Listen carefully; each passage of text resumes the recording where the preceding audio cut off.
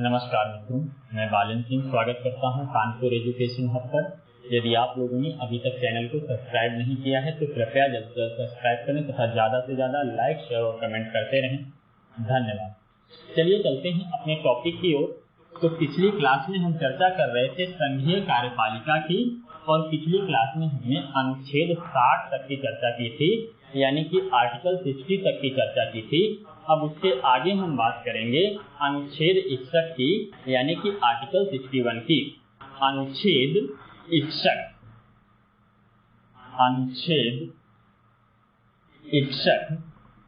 यानी कि आर्टिकल 61।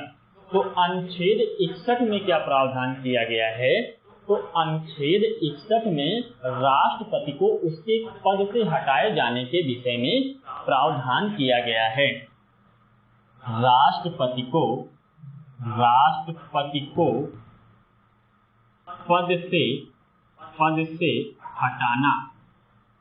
अनुच्छेद 61 में राष्ट्रपति को उसके पद से हटाए जाने के विषय में प्रावधान किया गया है।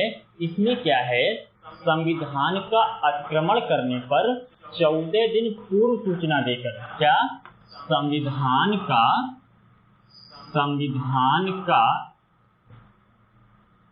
अतिक्रमण करने पर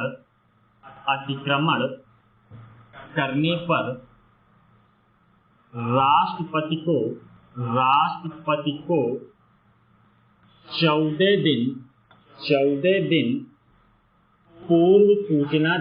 14 दिन पूर्व सूचना देकर महाभियोग लाया जाता है। क्या लाया जाता है? महाभियोग का संकल्प लाया जाता है। क्या? संविधान का अतिक्रमण करने पर राष्ट्रपति को 14 दिन पूर्व सूचना देकर इस पर महाभियोग लाया जाता है। और ये जो महाभियोग लाया जाएगा वह कहाँ लाया जाएगा? तो ये महाभियोग संसद में लाया जाता है। महाभियोग कहाँ लाया जाएगा? तो संसद में लाया जाएगा। ये महाभियोग संसद में लाया जाएगा।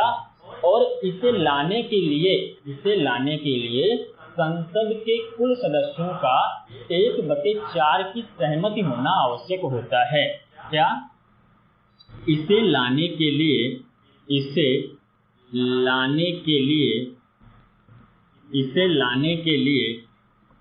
कुल सदस्यों का 1/4 की सहमति आवश्यक है।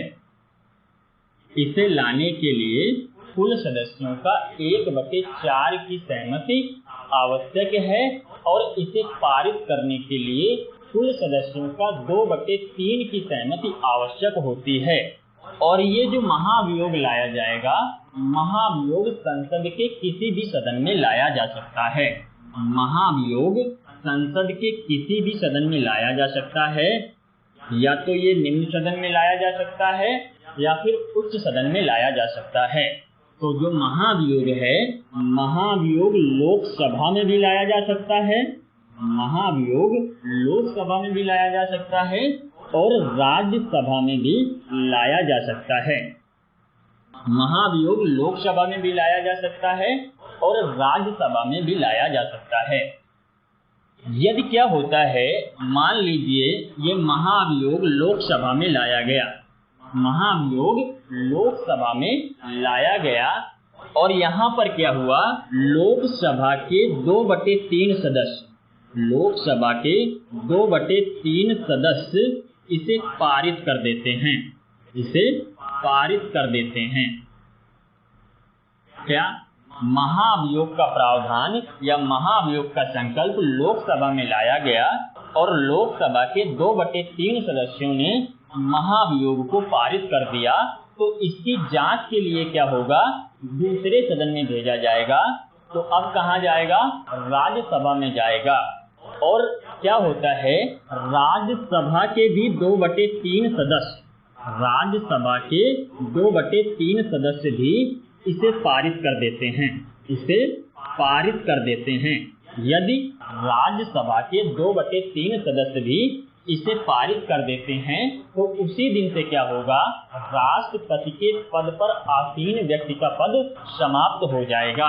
तो उसी दिन से क्या होगा, राष्ट्रपति के पद पर आसीन व्यक्ति का पद समाप्त हो जाएगा। पद क्या होगा, समाप्त हो जाएगा। और राष्ट्रपति के विरुद्ध महाभियोग की प्रक्रिया में संसद के सभी सदस्यों के द्वारा भागीदारी की जाती है। राष्ट्रपति के विरुद्ध महाभियोग की प्रक्रिया में क्या होता है, संसद के सभी सदस्य भाग लेते हैं। इसमें निर्वाचित तथा मनोनीत सारे सदस्य भाग लेते हैं। क्या होता है, राष्ट्रपति के चुनाव में केवल निर्वाचित सदस्य ही भाग ले रहे थे और वहीं क्या है, राष्ट्रपति के महाभियोग में निर्वाचित तथा मनोनीत सभी सदस्य भाग लेते हैं। तो कह सकते हैं राष्ट्रपति के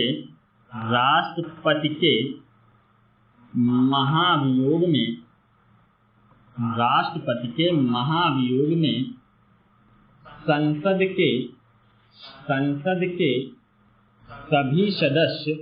सभी सदस्य भाग लेते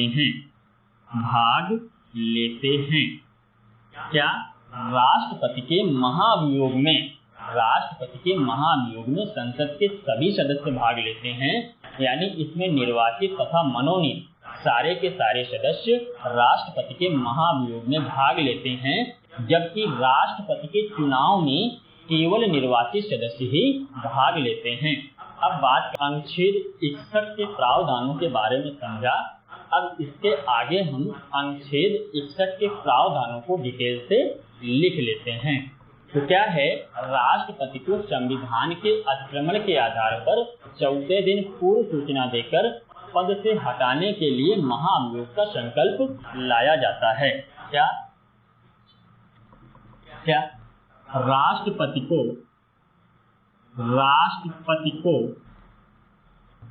संविधान का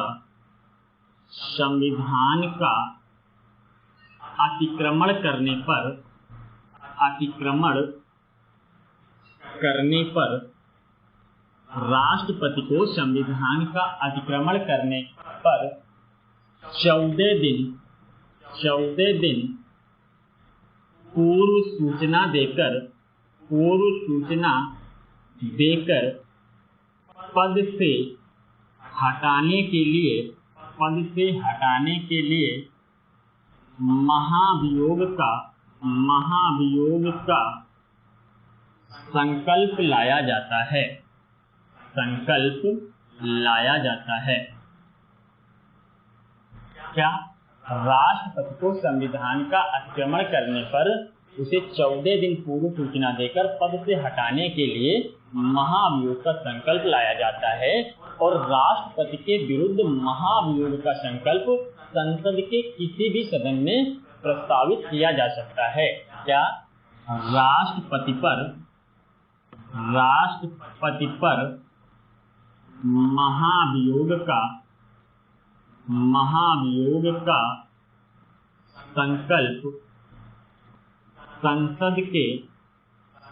का संकल्प संसद के किसी भी सदन में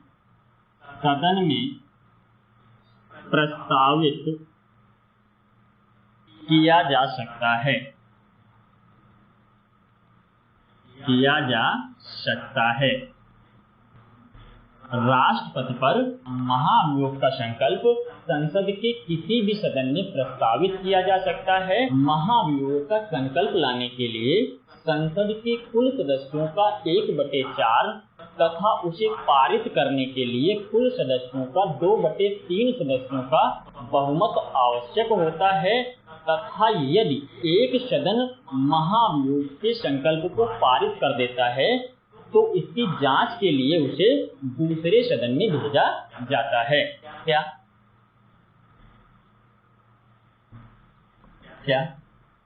महाभियोग का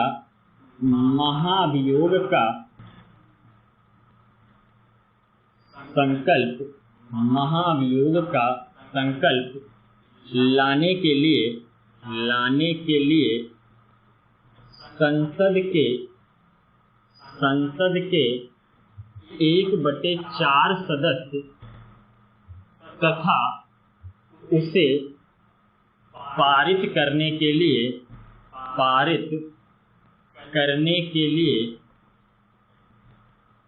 2/3 सदस्यों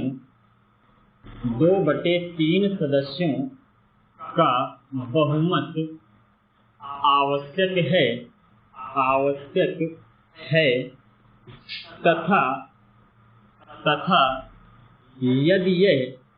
तथा यदि यह एक सदन द्वारा पारित कर दिया जाता है तो इसकी जांच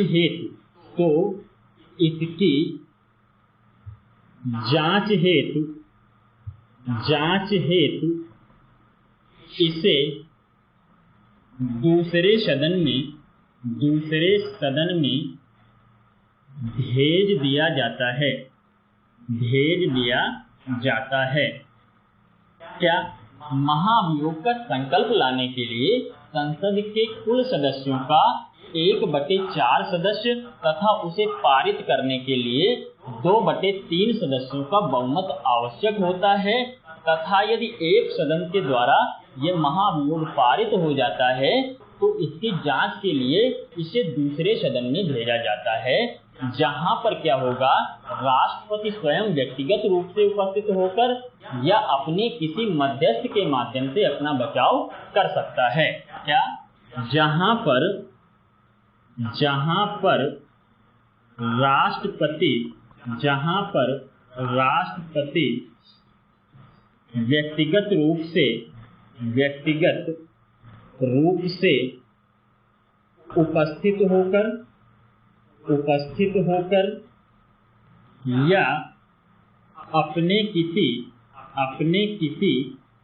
होकर या अपने किसी मध्यस्थ के माध्यम से अपना बचाव कर सकता है। जब दूसरे सदन में भेजा जाएगा तो वहां पर क्या होगा, राष्ट्रपति स्वयं व्यक्तिगत रूप से उपस्थित होकर या अपने किसी मध्यस्थ के माध्यम से क्या करेगा, अपना बचाव कर सकता है। अपना बचाव क्या कर सकता है? अपना बचाव कर सकता है।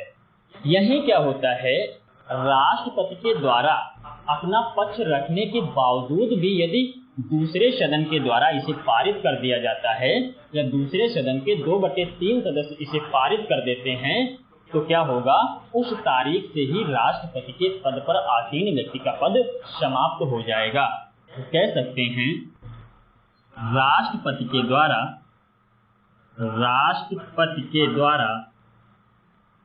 अपना पक्ष रखने के बावजूद भी यदि दूसरे सदन के 2/3 सदस्यों के द्वारा इसे पारित कर दिया जाता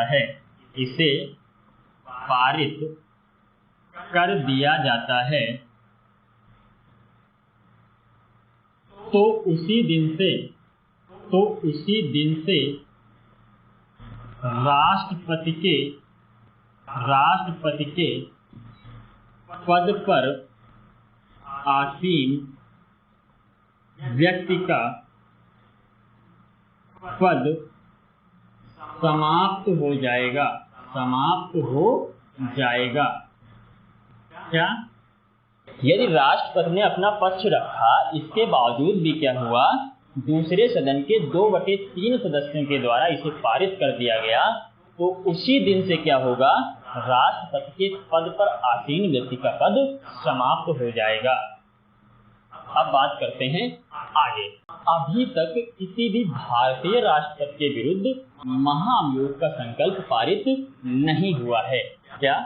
अभी तक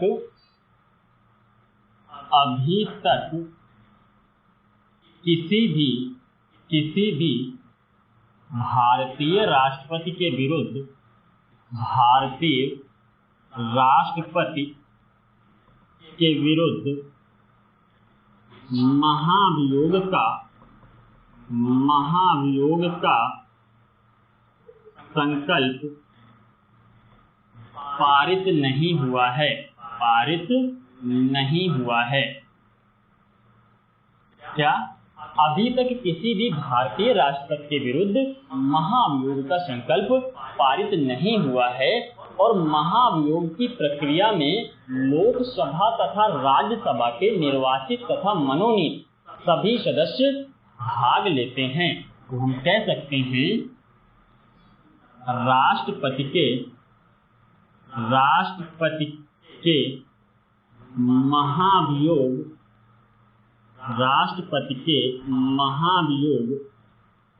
प्रक्रिया में संसद के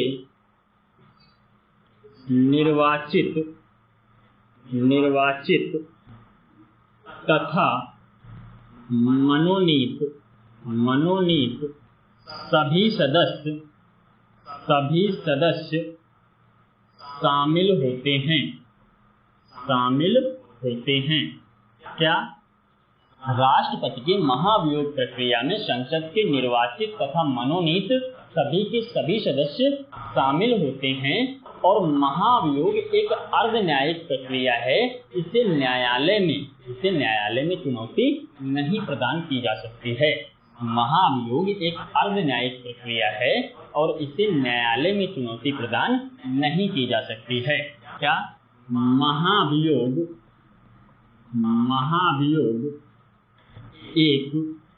एक अर्ध न्यायिक प्रक्रिया है।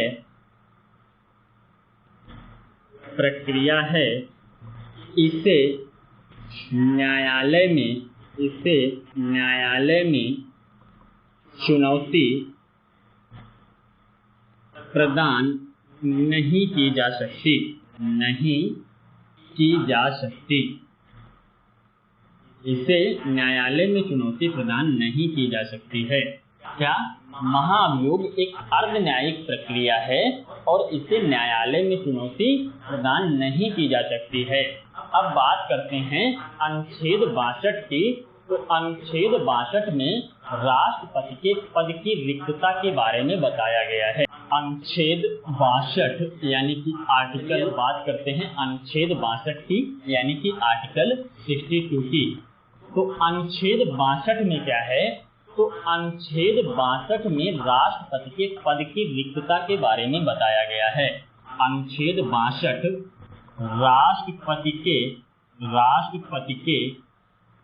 पद की रिक्तता, राष्ट्रपति के पद की रिक्तता यानी कि राष्ट्रपति का जो पद है वह कितने समय तक रिक्त रह सकता है।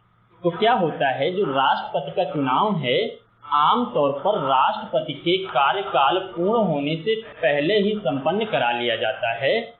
यदि कोई कारण होता है, जैसे कि क्या हो, राष्ट्रपति की मृत्यु हो जाए, राष्ट्रपति अपना त्यागपत्र दे दे, राष्ट्रपति पर महाभियोग लग जाए, तो इस स्थिति में क्या होगा, राष्ट्रपति का पद रिक्त हो जाता है। तो इसके लिए अगले 6 माह के अंदर ही राष्ट्रपति का चुनाव संपन्न करा लिया जाना चाहिए। क्या सामान्यता राष्ट्रपति का चुनाव राष्ट्रपति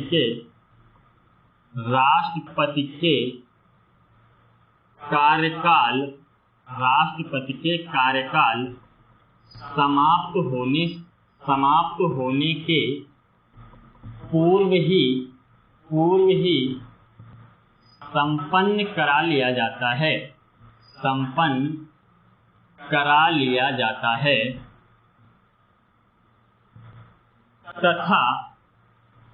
तथा किसी कारणवश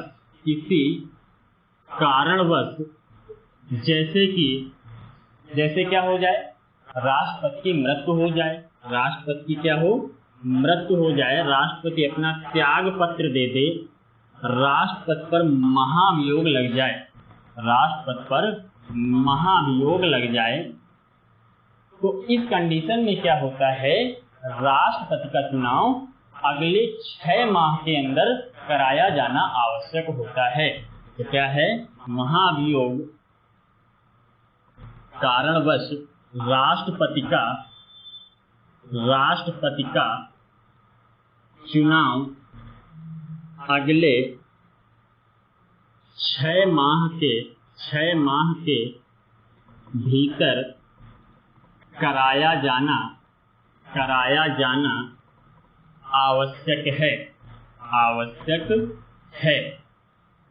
सामान्यतः क्या है, सामान्यतः राष्ट्रपति का चुनाव राष्ट्रपति के कार्यकाल के पूर्व ही संपन्न करा लिया जाता है, तथा यदि किसी कारणवश जैसे कि राष्ट्रपति की मृत्यु हो जाए, राष्ट्रपति अपना त्याग पत्र दे दे, राष्ट्रपति पर महाभियोग लग जाए, तो इस कंडीशन में राष्ट्रपति का चुनाव अगले 6 माह के भीतर कराया जाना आवश्यक हो जाता है। अब इसके आगे बात करते हैं, क्या है, अगला जो उत्तराधिकारी बनेगा वह पूरे 5 वर्ष के लिए पद को धारण करेगा। क्या, अगला उत्तराधिकारी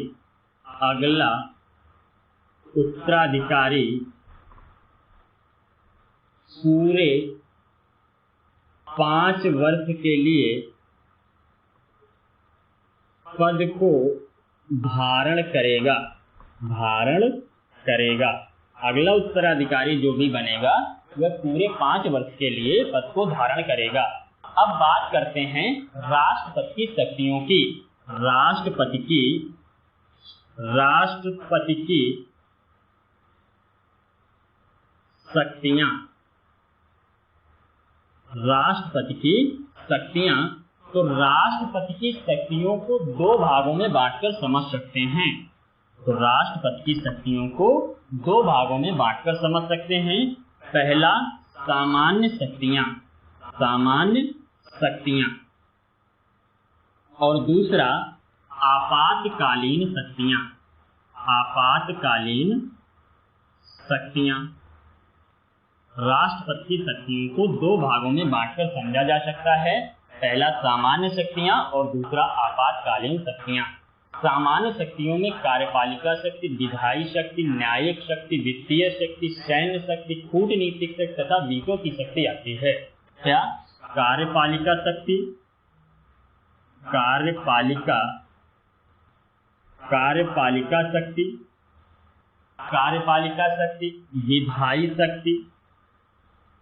विधायी शक्ति, कार्यपालिका शक्ति, विधायी शक्ति,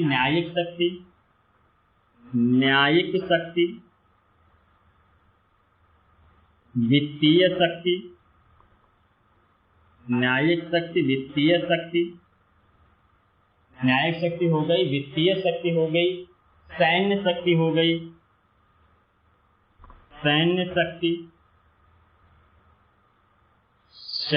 हो गई, आपकी कूटनीतिक शक्ति हो गई। क्या, कूटनीतिक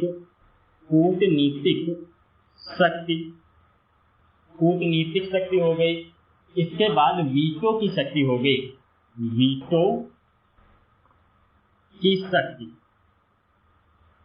तो राष्ट्रपति की शक्तियों को 2 भागों में बांटकर समझा जा सकता है। पहला सामान्य शक्तियां, दूसरा आपातकालीन शक्तियां।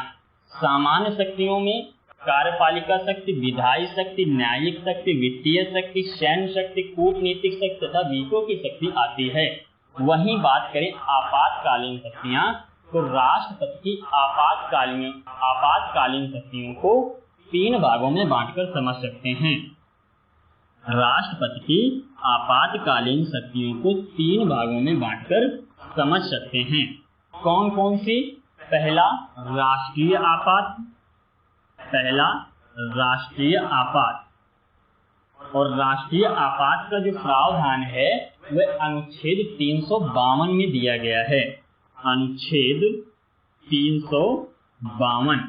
और वहीं बात करें दूसरी शक्ति, राष्ट्रीय आपात हो गया, राष्ट्रपति शासन हो गया, राष्ट्रपति शासन, राष्ट्रपति शासन। और राष्ट्रपति शासन का प्रावधान संविधान के अनुच्छेद 356 के अंतर्गत किया गया है, अनुच्छेद 356। और अगला है वित्तीय आपात। वित्तीय आपात, भारत में अभी तक वित्तीय आपात नहीं लगा है और इसका जो प्रावधान है वो संविधान के अनुच्छेद 360 में है, अनुच्छेद 360 यानी कि अनुच्छेद 360। तो राष्ट्रपति की शक्तियों को दो भागों में बांटकर समझा जा सकता है, सामान्य शक्तियां तथा आपातकालीन शक्तियां। सामान्य शक्तियों में कार्यपालिका शक्ति, विधायी शक्ति, न्यायिक शक्ति, वित्तीय शक्ति, सैन्य शक्ति, कूटनीतिक शक्ति तथा वीटो की शक्ति आती है। जबकि आपातकालीन शक्तियों में राष्ट्रीय आपात जो कि अनुच्छेद 352 के अंतर्गत वर्णित है और राष्ट्रपति शासन जो कि अनुच्छेद 356 में वर्णित है और वित्तीय आपात जो कि भारतीय संविधान के अनुच्छेद 360 में वर्णित है। अब बात करते हैं राष्ट्रपति की सामान्य शक्तियों के बारे में। राष्ट्रपति की सामान्य शक्तियों के बारे में तो सबसे पहली शक्ति कौन सी है? कार्यपालिका शक्ति। क्या? नंबर 1 कार्यपालिका शक्ति। क्या? कार्यपालिका शक्ति। तो राष्ट्रपति की कार्यपालिका शक्ति की चर्चा करते हैं तो अनुच्छेद 53 के अंतर्गत भारतीय संघ की कार्यपालिका शक्ति राष्ट्रपति में निहित की गई है, अर्थात राष्ट्रपति भारतीय संघ में कार्यपालिका का प्रमुख होता है। क्या? अनुच्छेद 53 के अंतर्गत भारतीय संघ की कार्यपालिका शक्ति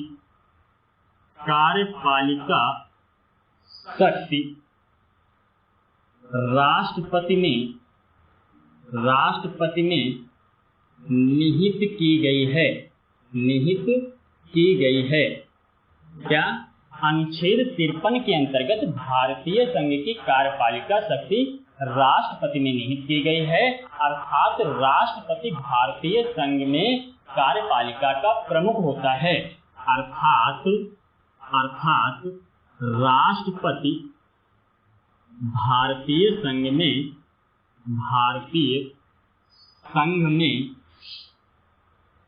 कार्यपालिका का प्रमुख होता है। क्या है? अनुच्छेद 53 के अंतर्गत भारतीय संघ की कार्यपालिका शक्ति राष्ट्रपति में निहित की गई है, अर्थात राष्ट्रपति भारतीय संघ में कार्यपालिका का प्रमुख होता है। अनुच्छेद 77 के अंतर्गत भारत सरकार के समस्त कार्यों का संचालन राष्ट्रपति के नाम से किया जाता है। क्या? अनुच्छेद 77 आर्टिकल 77 के अंतर्गत भारत सरकार के समस्त कार्यों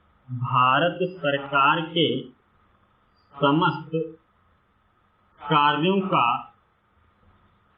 संचालन राष्ट्रपति के नाम से किया जाता है। अनुच्छेद 77 के अंतर्गत भारत सरकार के समस्त कार्यों का संचालन किसके नाम पर किया जाएगा? तो राष्ट्रपति के नाम से किया जाता है। वहीं अनुच्छेद 78 के अंतर्गत राष्ट्रपति प्रधानमंत्री से प्रशासन के संबंध में सूचना प्राप्त कर सकता है तथा प्रधानमंत्री का यह कर्तव्य होगा कि वह राष्ट्रपति को प्रशासन संबंधी समस्त सूचनाएं उपलब्ध कराए। क्या? तीसरा, अनुच्छेद 78 के अंतर्गत राष्ट्रपति प्रधानमंत्री से प्रशासन संबंधी सूचना सूचना प्राप्त कर सकता है तथा प्रधानमंत्री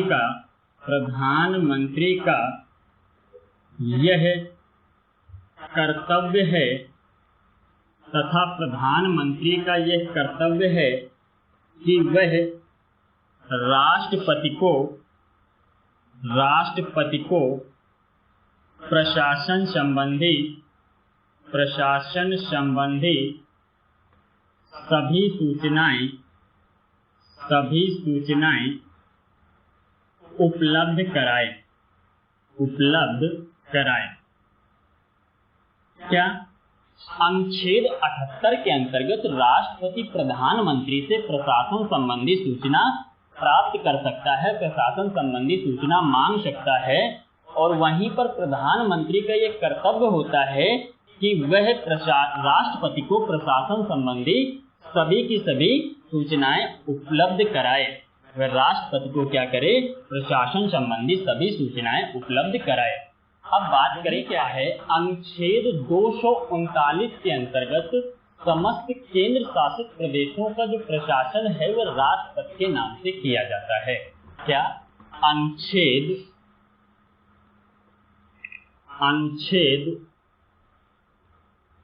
239 के अंतर्गत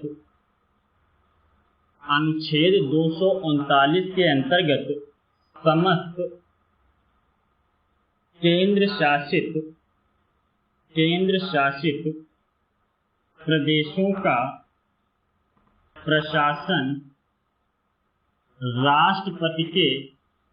राष्ट्रपति के नाम से किया जाता है। अनुच्छेद 239 यानी कि आर्टिकल 239 के अंतर्गत समस्त केंद्र शासित प्रदेशों का प्रशासन राष्ट्रपति के नाम से किया जाता है। और वहीं अनुच्छेद 263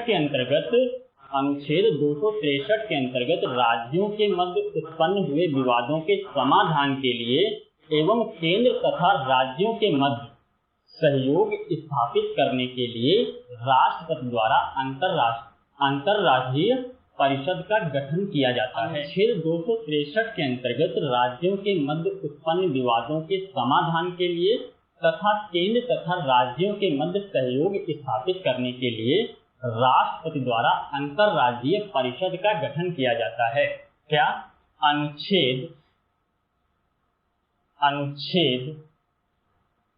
अनुच्छेद 263 आर्टिकल 263 के अंतर्गत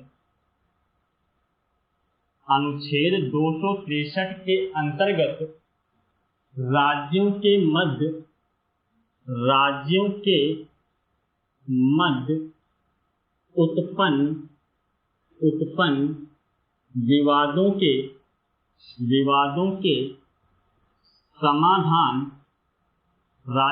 मध्य उत्पन्न विवादों के समाधान एवं केंद्र तथा राज्य के मध्य सहयोग स्थापित करने के लिए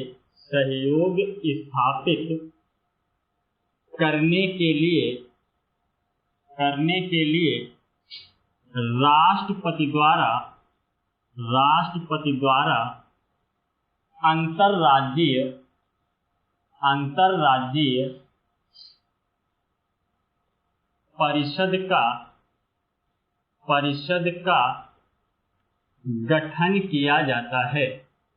गठन किया जाता है। क्या? अनुच्छेद 263 के अंतर्गत राज्यों के मध्य उत्पन्न हुए विवादों के समाधान एवं केंद्र तथा राज्यों के मध्य सहयोग स्थापित करने के लिए राष्ट्रपति द्वारा अंतरराज्यीय परिषद का गठन किया जाता है। तो भारत में जितनी भी महत्वपूर्ण नियुक्तियां हैं वे राष्ट्रपति के द्वारा की जाती हैं। तो हम कह सकते हैं भारत में सभी महत्वपूर्ण नियुक्तियां राष्ट्रपति के द्वारा की जाती हैं। भारत में सभी महत्वपूर्ण नियुक्तियां राष्ट्रपति के द्वारा की जाती हैं। तो राष्ट्रपति किसकी नियुक्ति करता है? तो प्रधानमंत्री की नियुक्ति करता है और उसके मंत्रियों की नियुक्ति करता है। इसकी प्रधानमंत्री तथा मंत्री की नियुक्ति करेगा। राष्ट्रपति प्रधानमंत्री तथा मंत्री की नियुक्ति करेगा। राज्यों के राज्यपाल की नियुक्ति करेगा। राज्यों के राज्यपाल की नियुक्ति किसके द्वारा की जाती है? तो राज्यों के राज्यपाल की नियुक्ति राष्ट्रपति के द्वारा की जाती है। और न्यायालयों के न्यायाधीशों की नियुक्ति न्यायालय के न्यायाधीश की जो नियुक्ति की जाएगी, न्यायालय के न्यायाधीश की नियुक्ति किसके द्वारा की जाएगी? तो राष्ट्रपति के द्वारा की जाएगी। वहीं अगली बात करें तो महान्यायवादी की नियुक्ति राष्ट्रपति करता है। महान्यायवादी की नियुक्ति कौन करेगा? तो महान्यायवादी की नियुक्ति राष्ट्रपति के द्वारा की जाती है। और अगली बात करें तो जो नियंत्रक एवं महालेखा परीक्षक हैं, इनकी भी नियुक्ति राष्ट्रपति के द्वारा की जाती है। नियंत्रक एवं महालेखा परीक्षक की नियुक्ति राष्ट्रपति के द्वारा की जाएगी। नियंत्रक एवं महालेखा परीक्षक की नियुक्ति राष्ट्रपति के द्वारा की जाएगी। केंद्र शासित प्रदेशों के राज्यपाल तथा प्रशासक की नियुक्ति किसके द्वारा की जाएगी? तो राष्ट्रपति के द्वारा की जाएगी। केंद्र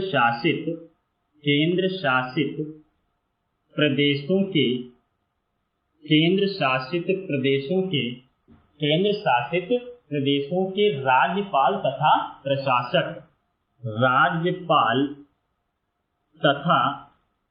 प्रशासक की नियुक्ति किसके द्वारा की जाती है? तो वह राष्ट्रपति के द्वारा की जाती है। केंद्र शासित प्रदेशों के राज्यपाल तथा प्रशासक की नियुक्ति राष्ट्रपति के द्वारा की जाती है। और दिल्ली तथा पुडुचेरी के मुख्यमंत्री की नियुक्ति भी किसके द्वारा की जाएगी? तो दिल्ली तथा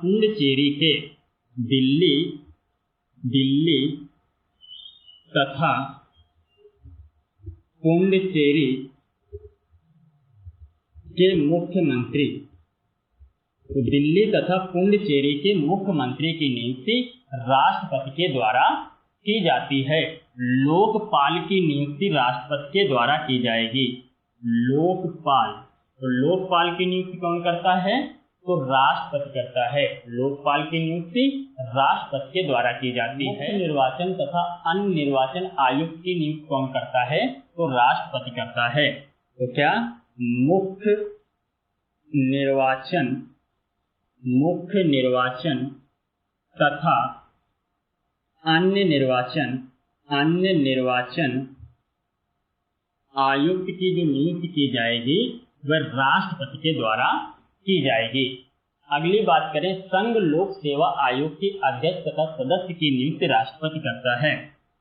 क्या संघ लोक सेवा आयोग के अध्यक्ष तथा सदस्य की जो नियुक्ति की जाएगी वह राष्ट्रपति के द्वारा की जाएगी। और केंद्रीय विश्वविद्यालय के कुलपतियों की नियुक्ति राष्ट्रपति करता है। 11 केंद्रीय विश्वविद्यालयों के कुलपति की नियुक्ति कौन करेगा? तो राष्ट्रपति करेगा। और राष्ट्रपति स्वयं क्या होता है? स्वयं केंद्रीय विश्वविद्यालयों का कुलाधिपति होता है। स्वयं क्या होता है? कुलाधिपति होता है। स्वयं कुलाधिपति होता है। राष्ट्रपति स्वयं केंद्रीय विश्वविद्यालयों का कुलाधिपति होता है। और राष्ट्रपति क्या करता है? राष्ट्रीय अनुसूचित जाति तथा जनजाति एवं अन्य पिछड़ा वर्ग आयोग के अध्यक्ष तथा सदस्यों की नियुक्ति करता है। क्या राष्ट्रीय राष्ट्रीय अनुसूचित जाति तथा राष्ट्रीय अनुसूचित जाति जनजाति तथा अन्य पिछड़ा वर्ग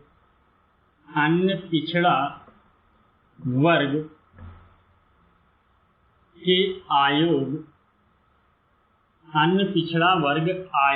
के अध्यक्ष तथा सदस्य। तो क्या है, भारत में सभी महत्वपूर्ण नियुक्तियां राष्ट्रपति के द्वारा की जाती हैं। राष्ट्रपति प्रधानमंत्री तथा मंत्री की नियुक्ति करता है, राज्यों के राज्यपाल की नियुक्ति करता है, न्यायालय के न्यायाधीशों की नियुक्ति करता है, महान्यायवादी की नियुक्ति करता है, नियंत्रक एवं महालेखा परीक्षक की नियुक्ति करता है। केंद्र शासित प्रदेशों के राज्यपाल की नियुक्ति भी किसके द्वारा की जाती है, तो राष्ट्रपति के द्वारा की जाती है। दिल्ली तथा पुडुचेरी के मुख्यमंत्री की नियुक्ति राष्ट्रपति के द्वारा की जाती है। लोकपाल की नियुक्ति राष्ट्रपति करता है तथा मुख्य निर्वाचक तथा अन्य निर्वाचन आयुक्त की नियुक्ति राष्ट्रपति के द्वारा की जाती है। संघ लोक सेवा आयोग के अध्यक्ष तथा सदस्य की नियुक्ति राष्ट्रपति के द्वारा की जाती है। और केंद्रीय विश्वविद्यालय